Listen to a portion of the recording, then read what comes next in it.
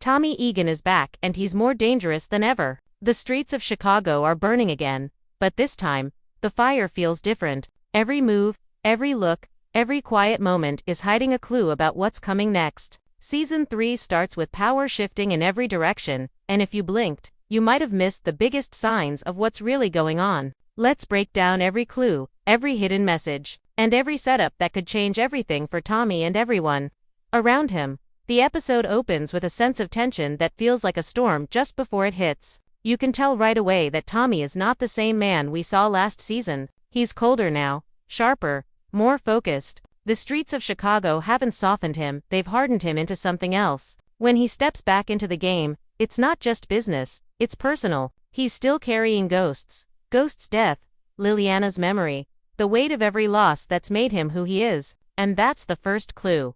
This isn't just a story about power. It's about how much a man is willing to lose to get it back. We see Tommy trying to rebuild his empire, but the walls around him are already cracked. Diamond is trying to keep the peace, but his own brother's loyalty is slipping. The Flynn family is falling apart from the inside, with Vic caught between revenge and survival, and Claudia moving like a snake in the grass. Every character walks into this episode with blood on their hands, and everyone's pretending to start fresh, but the streets don't forget. The moment Tommy sits down with Diamond, you can feel the tension. It's not trust, it's business wrapped in fear. Every smile hides a threat, every deal is a test. The writers made it clear from the start. Season 3 is not about building something new, it's about cleaning up what's left. The episode doesn't waste time reminding us who Tommy is. Instead, it shows us how far he's willing to go. When he walks through those dark alleys, when the camera follows his back, it's not just about a man on a mission. It's a symbol. He's walking through his own past. Every shot feels heavier.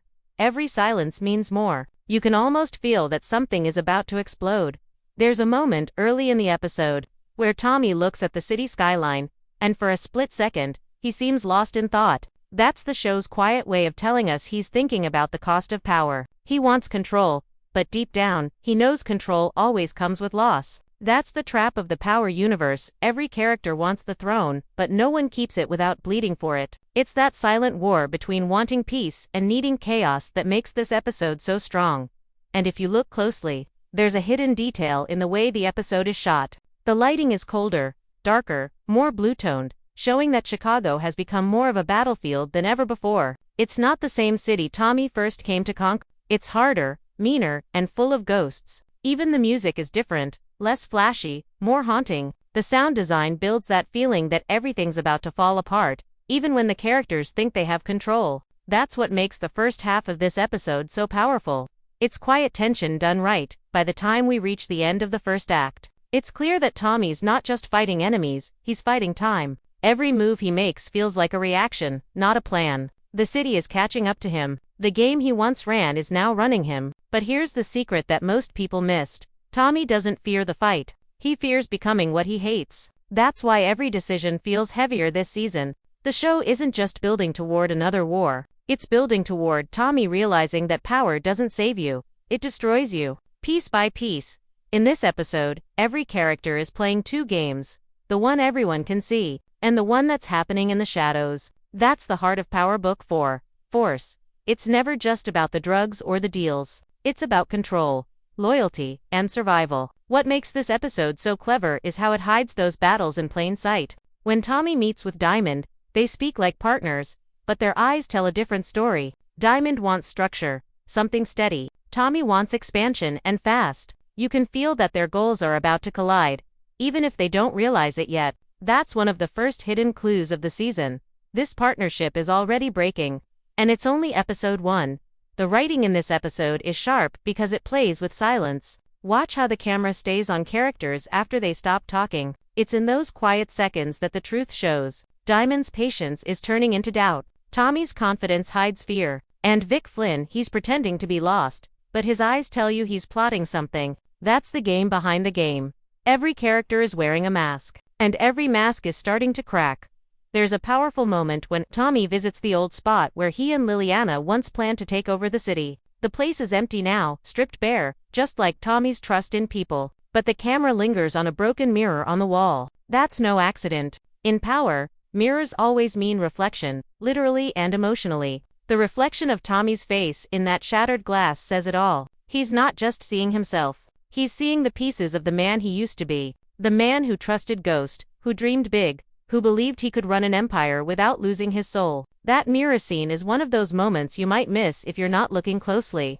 But it's one of the best visual clues in the episode.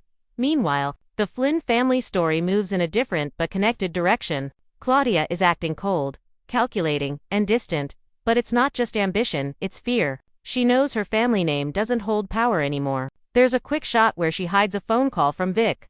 Most people might not think much of it, but that's a setup. It's a clue that Claudia's alliances are about to twist. Someone else is pulling her strings, or she's setting up something much bigger than anyone suspects. Vic, on the other hand, walks through this episode like a ghost himself. He's broken but not beaten. You can tell he's been watching everyone, especially Tommy.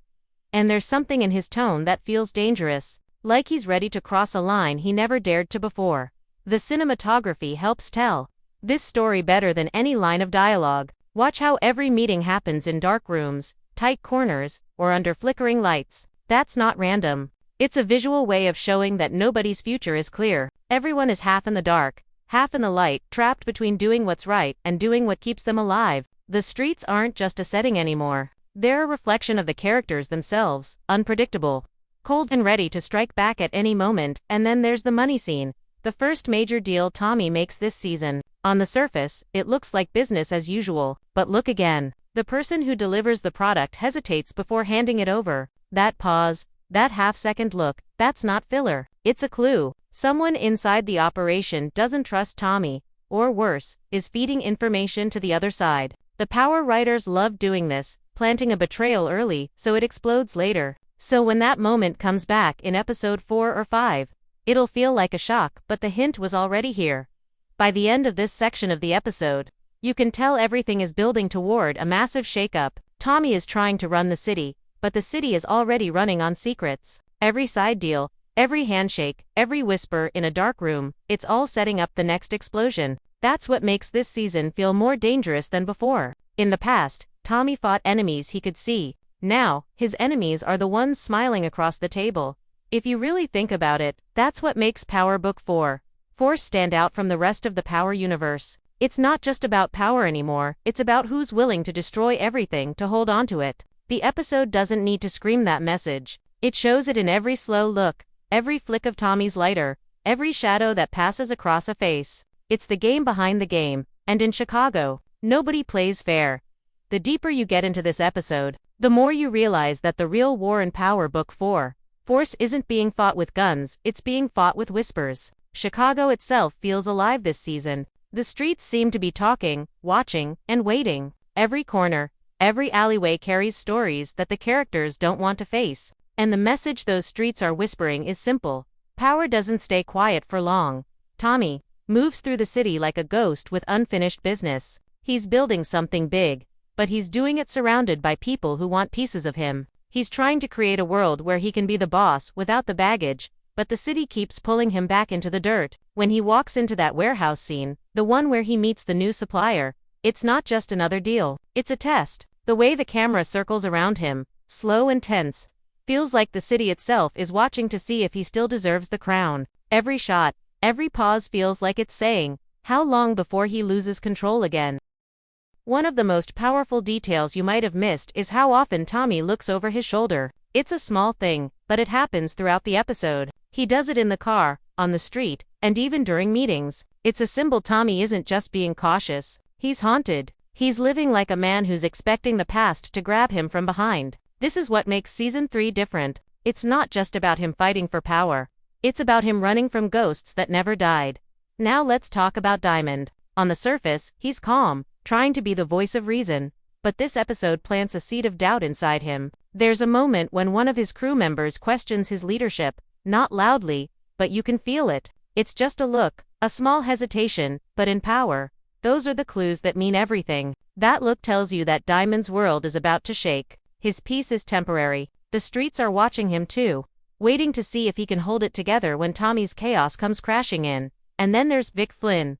His story this season is written in silence. He doesn't talk much in this episode, but when he does, every word feels heavy. You can see the pain in him, the guilt, the anger, the quiet desire for revenge. The scene where he's standing by the river, staring at the water, might seem like filler, but it's one of the most telling shots in the entire episode. It's a callback to his sister Gloria's death, the river, the reflection, the loneliness. It's like he's talking to her ghost without saying a word. But here's what makes it powerful. The camera angle shows his reflection breaking in the water. It's symbolic. His past is broken. His future's unclear. He's trying to hold on, but he's already slipping. Meanwhile, Claudia's moves are getting bolder. She's in the background, but her actions speak louder than any line of dialogue. The way she walks into that club meeting, calm but confident, shows she's no longer scared of the men who once controlled her. But what makes her scenes interesting is the detail, the subtle focus on her hands. In multiple shots, she's either gripping a glass or holding something tight. That's a visual clue from the directors. It's showing how she's trying to hold on to control. Even when everything's falling apart. It's small, but it's powerful storytelling. Throughout this episode, the writers use small actions to hint at big betrayals. A missed phone call, a half-finished sentence, a sudden camera cut right before someone answers a question. These are the kind of details Power fans know to pay attention to. They're not mistakes, they're signals. They tell you who's lying, who's plotting, and who's about to make a move that changes everything. By the time the episode reaches its midpoint, you can feel the weight of what's coming. The city feels smaller, the air feels heavier. It's like everyone's trapped in a box that's slowly closing in. That's what makes this episode so brilliant. It's not rushing to the action. It's building pressure, making every second count. Every look, every line, every silence feels like it's setting up something big. And if you listen closely to the background, the way the music fades in certain scenes, you'll notice something new. There's a low, pulsing beat that plays whenever Tommy makes a major decision. It's not loud, but it's always there. That's a new theme, a musical clue that follows him like a shadow. It's the sound of danger catching up to him. The show is literally giving his downfall a rhythm, a heartbeat that grows louder the deeper he goes into the game. The brilliance of this episode isn't in what it shows, it's in what it hides. It makes you feel like you're watching a crime story, but you're actually watching a man trying to escape his own reflection. Chicago isn't just his battlefield, it's his mirror. And every corner he turns just shows him another part of himself that he's trying not to face. That's the clue most people miss. The city isn't his enemy, it's his conscience. By the time the episode reaches its final act, everything feels like it's about to snap. The tension that's been building since the opening scene finally catches fire. Tommy stands in the middle of it all, a man who's fought his way up from the bottom.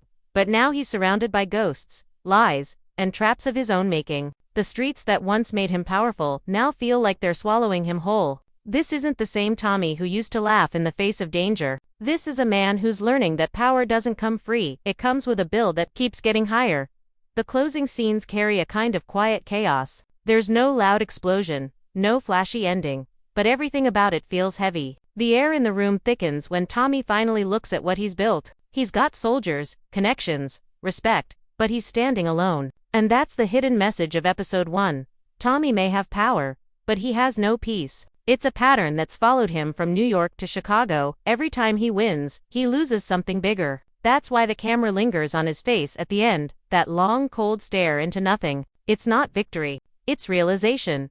There's a powerful visual clue in that last scene, the light flickering above him. It's not random. In the Power universe, lighting always mirrors emotion. The flickering bulb isn't just part of the set, it's a metaphor. It represents instability, doubt, the idea that even Tommy's brightest moments can turn dark in a second. It's the show's way of saying, you might think he's in control, but even the light doesn't trust him. That's smart filmmaking, using the smallest details to say the loudest things. Meanwhile, the side stories are quietly preparing for a storm. Diamond's moment of hesitation earlier in the episode comes back when he gets a phone call he doesn't answer. The number is blocked, but the look on his face says everything. Someone from his past is reaching out. That call isn't just a setup, it's a warning. It means that no matter how much Diamond tries to play clean, the dirt always finds its way back. That phone call will matter later, and it's one of those clues the writers drop early to remind us that nothing in this world stays buried for long. Claudia's final scene is even more chilling. She's in her apartment, sitting at her desk, scrolling through names and numbers. The camera zooms in on a single contact, one she highlights but doesn't call. The screen fades before we see who it is, but that half second tells us everything. She's plotting something that even her family doesn't know about. That one shot, just her thumb hovering over the name, is a silent promise that betrayal is coming, and it won't come from the outside. It'll come from within. Then there's Vic. The show leaves his story hanging, but not without clues. The way he looks at Tommy in their brief encounter, the calm, cold expression, isn't the same Vic from last season. It's a new man, one who's done trying to survive. There's a slow burn in his eyes, a quiet rage. You can tell he's not done with Tommy. He's just waiting for the right moment. That's what makes this episode so dangerous. Everyone looks calm, but every calm face hides a loaded gun. The city itself almost becomes a character in these final moments. The rain starts to fall, the streets shine under the lights, and the camera pulls back to show the skyline. It's beautiful but deadly, like a crown made of glass. You can tell that Chicago is both Tommy's empire and his curse. It gives him power, but it's also the thing that's going to test every part of him. The way the music swells here, slow, heavy, almost mournful, tells us that this season isn't just about domination, it's about survival. The final clue of episode 1 comes just before the credits roll, that unmarked black car following Tommy. It doesn't speed, it doesn't attack, it just follows. That's the writers telling us the past is still chasing him. It could be a rival, a ghost from his New York days, or someone closer than he thinks. But the key detail is this: Tommy doesn't notice it. He drives away, thinking he's safe. That's the message right there. In the world of power, danger doesn't always announce itself. Sometimes it waits in silence, just around the corner. As the episode fades out, we're left with that uneasy feeling like we've just watched the beginning of something explosive, but we don't know where the fire will start. And that's exactly what the writers want. Power Book 4. Season 3 doesn't just tell a story. It builds a trap. Every clue, every look, every quiet scene is a thread in that trap. Episode 1 isn't about answering questions, it's about planting them. It's setting up a war that's going to be more personal, more painful, and more unpredictable than anything we've seen from Tommy before. And when you step back and look at it all, the clues, the symbols, the silences, one truth stands out above everything else.